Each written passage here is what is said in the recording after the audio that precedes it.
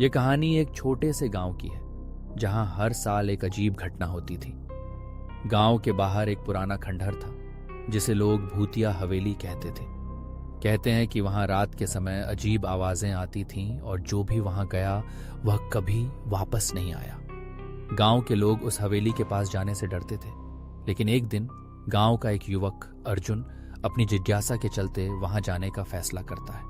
रात का अंधेरा छाने लगा था जब अर्जुन हवेली के दरवाजे पर पहुंचा। उसने अपने दिल की धड़कन को शांत करने की कोशिश की और दरवाजा खोला। अंदर का माहौल बेहद डरावना था।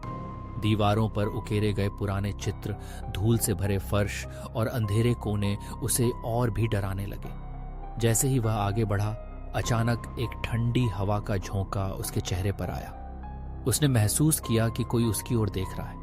अर्जुन ने हिम्मत जुटाई और एक कमरे में प्रवेश किया। वहां एक पुरानी तस्वीर थी जिसमें एक महिला की छवि थी।